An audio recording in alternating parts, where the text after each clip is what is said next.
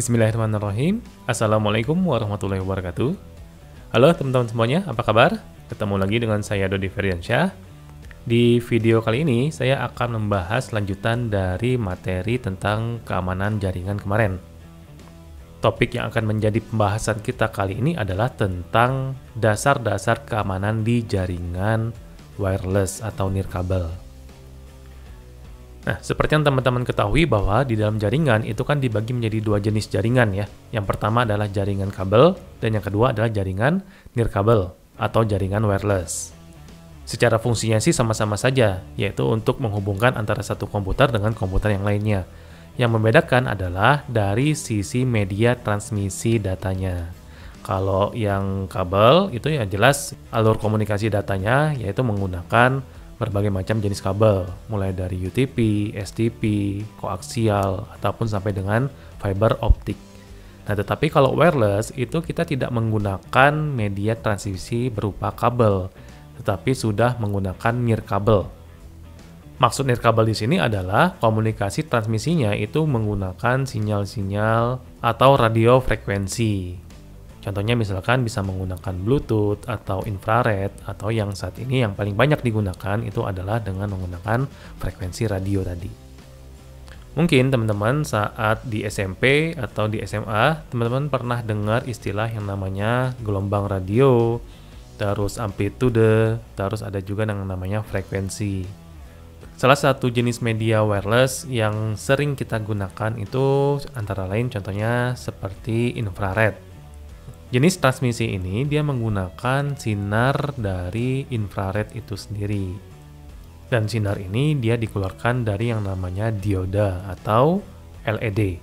Kemudian, jenis-jenis dari transmisi infrared ini dibagi menjadi dua.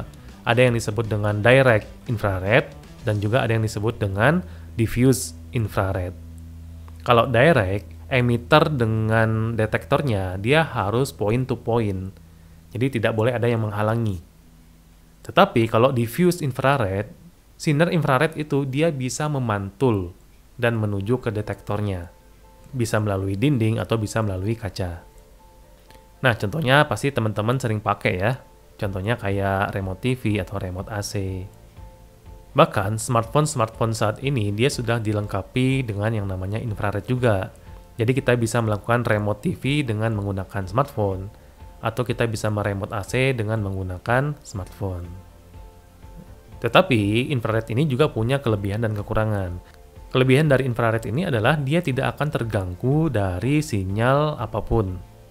Terus sinyal dari infrared ini dia tidak akan pernah bisa menembus dinding. Jadi amanlah buat kesehatan atau tubuh kita. Tetapi kekurangannya adalah jangkauannya itu sangat pendek sekali. Terus kecepatannya itu sangat rendah dibandingkan dengan wireless lainnya. Paling cepat infrared itu bisa sampai dengan 4 MB per second.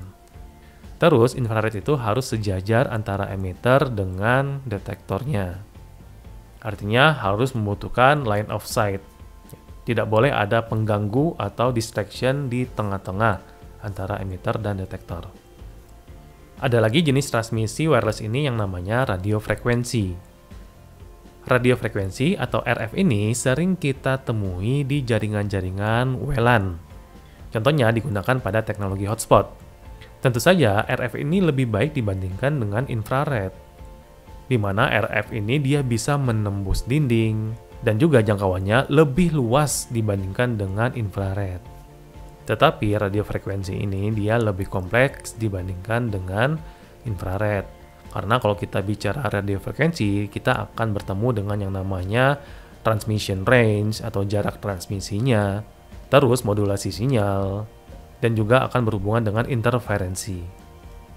Nah, gambar di sebelah ini, teman-teman bisa lihat ya, ini adalah jenis-jenis band atau sinyal dari radio frekuensi itu sendiri. Ada berbagai macam jenis band yang bisa digunakan pada radio frekuensi. Dan tentunya setiap bandnya itu mempunyai kecepatan yang berbeda-beda.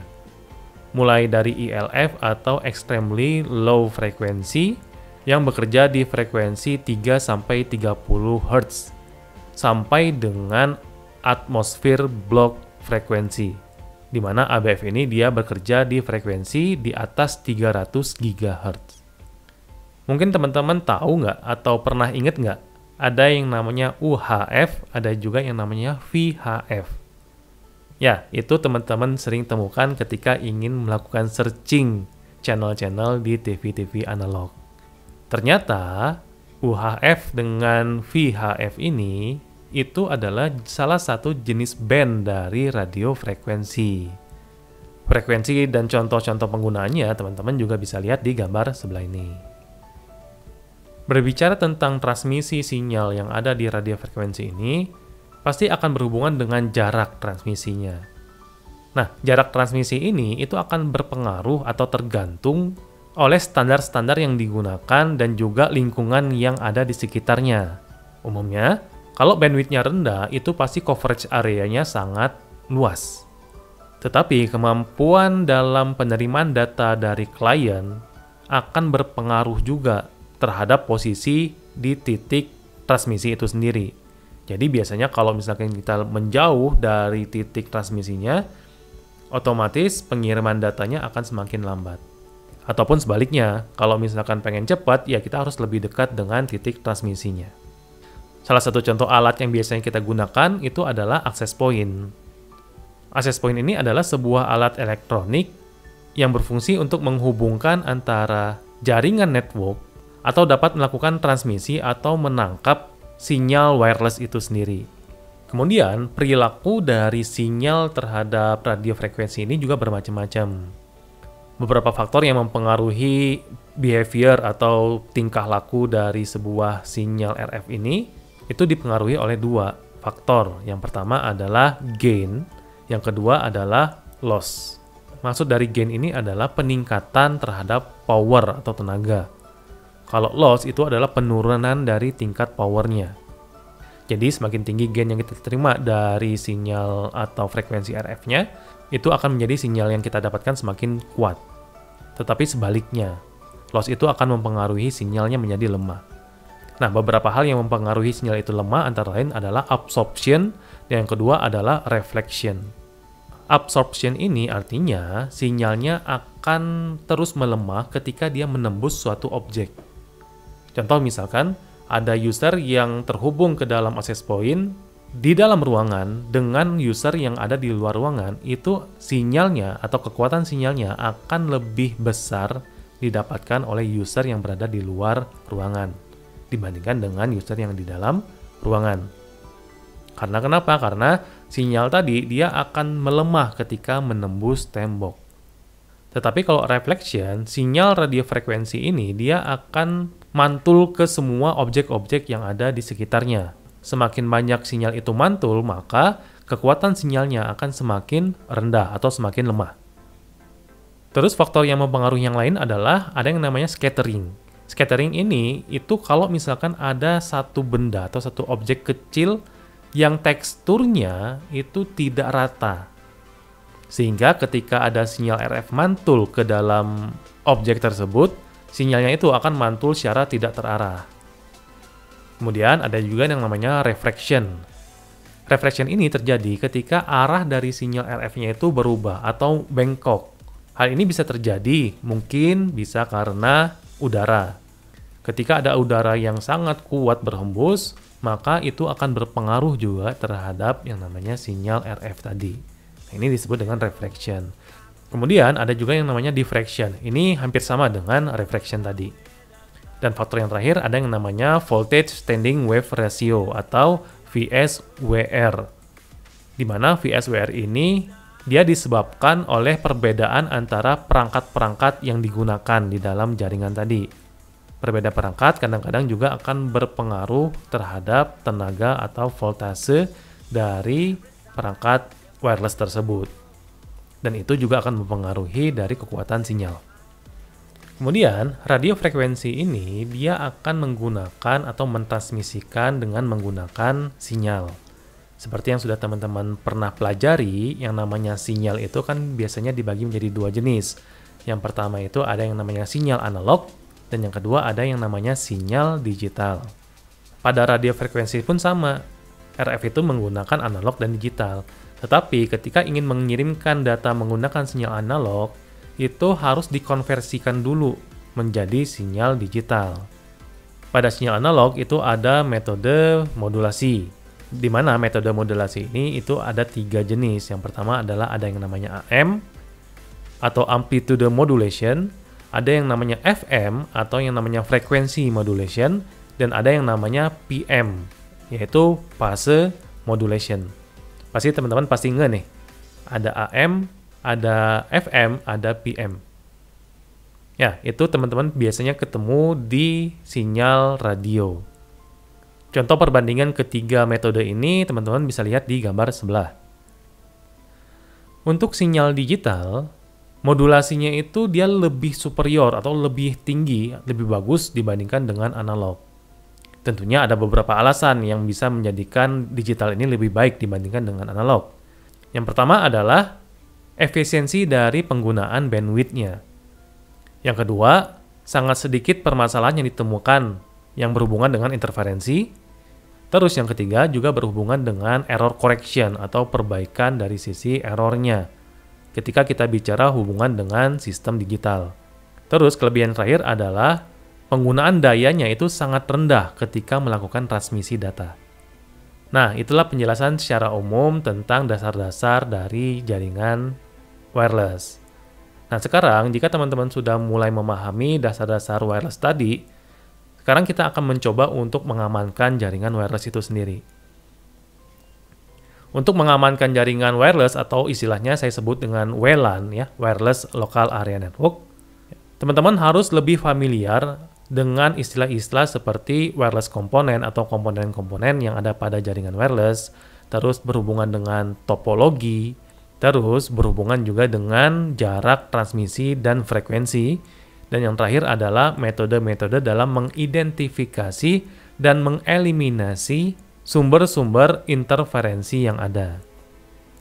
Nah, sekarang kita lihat komponen-komponen pada wireless. Yang pertama itu ada yang namanya wireless NIC, atau Network Interface Card, di mana alat ini berfungsi sebagai receiver dari sinyal wireless itu sendiri. Ataupun sebaliknya, dia juga berfungsi sebagai transmitter. Bagaimana cara wireless NIC ini bekerja? Nah, yang pertama itu ketika kita ingin mengirimkan sebuah data, data itu akan dibagi-bagi menjadi yang namanya paket kan ya. Nah, mungkin teman-teman masih ingat ya yang kita pelajari tentang OSI model atau OSI layer. Jadi data itu ketika ingin ditransmisi, dia akan dibagi-bagi menjadi yang namanya paket. Kemudian paket-paket tadi itu akan dicap atau ditempel dengan informasi dari alamat-alamat sumber atau tujuan. Setelah itu, kita harus tentukan kemana paket ini akan dikirim. Nah, setelah kita sudah menentukan paket ini akan dikirim kemana, maka kita akan melakukan transmisi paket tersebut melalui perangkat wireless NIC. Jadi secara umum tidak berbeda jauh dibandingkan dengan NIC kabel biasa. Nah, ini adalah beberapa contoh wireless NIC yang sering kita lihat atau yang sering kita gunakan. Ya. Berbagai vendor, berbagai merek juga mempunyai bentuk wireless NIC yang berbeda-beda. Tetapi fungsinya sih tetap sama. Kemudian komponen yang lain ada yang namanya access point. Access point atau yang sering kita sebut dengan istilah AP merupakan sebuah antena dan radio transceiver yang digunakan untuk menerima dan mengirim sinyal dan juga menjalankan beberapa fungsi seperti berperan menjadi base station dari jaringan wireless atau juga bisa melayani sebagai bridge antara jaringan kabel dengan jaringan wireless. Ketika teman-teman ingin memasang access point, sangat direkomendasikan untuk ditempatkan pada posisi yang tinggi, seperti di langit-langit atau juga di dinding tapi di posisi yang di paling atas. Ketika teman-teman ingin memasang access point tetapi jauh dari jangkauan terminal listriknya, nah teman-teman jangan takut karena di dalam jaringan wireless itu kita ada yang namanya PoE atau Power over Ethernet. Jadi Ethernet itu bisa kita gunakan juga sebagai arus listrik tambahan atau arus daya tambahannya. Ini adalah salah satu contoh dari yang namanya access point. Ya. Sekali lagi, mungkin yang teman-teman lihat akan berbeda bentuknya, tergantung vendor dan merek dan jenisnya. Kemudian ada juga komponen yang berikutnya namanya antena. Antena ini menjadi komponen yang sangat penting di dalam jaringan wireless, di mana fungsi antena ini dia akan menjadi tempat transmisi dan juga receiver dari sinyal. Dasar dari karakteristik antena ini teman-teman perlu tahu, di mana ada dua karakteristik yang sering kita lihat dalam antena. Yang pertama, semakin tinggi frekuensi, maka akan semakin kecil gelombang atau panjang gelombang dari sinyal tersebut. Atau karakteristik yang kedua, semakin besar gain dari antena itu, maka coverage area itu akan semakin merapat. Nah, gambar di sebelah ini contoh misalkan hubungan antara satu antena dari perangkat access point dengan satu antena dari perangkat access point yang lain. Dan di situ teman-teman bisa lihat gelombang radio yang mengalir melalui kedua antena tersebut. Ada juga karakteristik yang lain dari antena RF ini. Dilihat dari bentuk polarisasinya. Nah, teman-teman bisa lihat nih gambar di sebelah ini. Ketika ada antena A dengan antena B itu sudah terhubung, maka akan ada yang namanya polarisasi. Nah, ini kita sebut dengan namanya Fresnel zone. Di mana Fresnel zone ini dibagi menjadi 3 zona. Zona pertama, zona kedua, dan zona ketiga. Ketika sinyal RF itu berada di zona 1, maka transmisinya akan sangat cepat dibandingkan di zona 2 dan zona 3. Yang paling lambat itu kalau misalkan berada di zona 3. Terus jenis-jenis bentuk sinyal yang bisa dihasilkan oleh antena itu ada 3. Yang pertama ada yang namanya omnidirectional, yang kedua ada yang namanya semi-directional, dan yang ketiga ada yang namanya highly directional. Kalau omnidirectional itu biasanya bentuk sinyalnya dia melingkar atau area. Biasanya digunakan pada jenis-jenis access point yang sering digunakan di wireless LAN. Kalau semi-directional, dia bentuknya tidak area tapi lebih merapat. Dan biasanya digunakan fokus ke satu arah. Nah, biasanya digunakan pada wireless bridge ya. Di mana wireless bridge ini digunakan untuk menghubungkan antara satu poin dengan poin yang lain dengan saling menembak sinyal. Kalau highly directional, dia akan lebih merapat lagi. Fokusnya sama dengan semi-directional, dia hanya fokus ke satu titik, tetapi jaraknya semakin panjang dan lebih panjang dibandingkan semi-directional. Dan maksimal jangkauannya atau panjang jangkauannya itu sampai dengan 25 mil. Nah, ini contoh salah satu gambar atau topologi jaringan wireless yang berhubungan dengan point-to-point wireless bridging. Jadi kalau ada satu jaringan dengan jaringan yang berbeda, ketika kita ingin menghubungkan jaringan tersebut dengan menggunakan wireless, maka kita butuh yang namanya bridging. Di mana perangkat wireless yang ada di jaringan A itu akan kita tembak menuju perangkat wireless yang ada di jaringan B. Sehingga jaringan kabel yang ada di sana akan terhubung melalui jaringan wireless. Atau bisa juga menggunakan point to multipoint wireless bridging. Kalau point to point itu satu perangkat ke satu perangkat, nah kalau yang point to multipoint itu satu perangkat wireless bisa kita tembak menuju dua perangkat wireless lainnya ataupun sebaliknya. Jadi kita bisa menghubungkan lebih dari dua jaringan yang berbeda. Nah, setelah kita tahu komponen-komponen yang ada di perangkat-perangkat atau jaringan wireless tadi, sekarang kita akan lihat gateway dari wireless itu sendiri, di mana wireless gateway ini dia merupakan gabungan antara manajemen dan keamanan dalam satu penerapan atau satu aplikasi.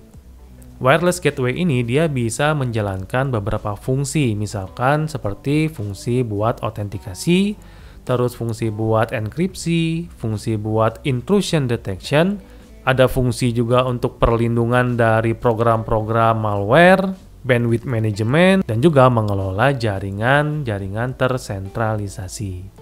Beberapa hal yang perlu teman-teman tahu tentang konfigurasi dari WLAN itu sendiri. Yang pertama itu ada yang namanya BSS atau Basic Service Set. BSS ini merupakan kumpulan dari perangkat-perangkat wireless yang disediakan dalam satu access point. Mungkin di sekolah atau di kampus teman-teman atau di kantor itu banyak sekali nama-nama access point atau perangkat-perangkat wireless yang terdeteksi ya. Tetapi nama-nama perangkat wireless itu aslinya dia menggunakan satu perangkat access point. Nah, nama-nama itulah yang kita sebut dengan istilahnya SSID atau Service Set Identifier. Kemudian konfigurasi yang kedua ada yang namanya ESS atau Extended Service Set. Terus konfigurasi yang ketiga itu ada yang namanya IBSS atau Independent Basic Service Set. Biar teman-teman nggak bingung, nah sekarang teman-teman bisa lihat gambar di sebelah ini. Ini adalah contoh dari konfigurasi BSS. Jadi standar access point atau hotspot yang kita gunakan ya seperti ini. Tetapi kalau konfigurasi ESS itu berbeda dengan BSS. Nah, bedanya seperti apa? Ya gambarnya seperti ini. Ketika ada access point 1 dengan access point 2 dan area sinyal kedua access point itu saling overlap, maka kita harus melakukan konfigurasi ESS. Dan yang terakhir, teman-teman harus tahu nih, standar-standar wireless atau jaringan wireless yang menjadi patokan semua perangkat dan juga semua jaringan yang ada di seluruh dunia. Teman-teman pernah dengar yang namanya IEEE? Ya, IEEE ini dia menggunakan atau membuat satu standar yang khusus bicara tentang jaringan wireless. Standar yang digunakan adalah 802.11. Supaya tidak ada saling overlap sinyal, maka standar 802.11 ini akan dibagi menjadi berbagai macam jenis. Ada 802.11a, ada 802.11b, dan seterusnya. Contoh misalkan, 802.11a dia akan beroperasi di dalam atau di frekuensi 2,4 GHz. Tetapi 802.11b dia akan beroperasi di frekuensi 5 GHz. Maka kalau ada access point kita pakai yang 802.11a dengan access point menggunakan 802.11b, maka tidak akan terjadi overlapping sinyal. Walaupun jarak antara access point A dengan yang B tadi itu berdekatan. Nah, teman-teman silakan coba searching standar lainnya dari 802.11 ini. Dan dilihat perbedaannya apa. Selain dari frekuensi yang digunakan. Nah, inilah penjelasan saya dari dasar-dasar jaringan wireless. Mudah-mudahan apa yang saya jelaskan dapat dimengerti oleh teman-teman semuanya. Jika ada pertanyaan atau diskusi, silakan ketikkan di kolom komentar. Terima kasih buat teman-teman semuanya yang sudah terus mengikuti video-video saya. Kita bertemu lagi di video-video network security berikutnya. Keep secure. Assalamualaikum warahmatullahi wabarakatuh.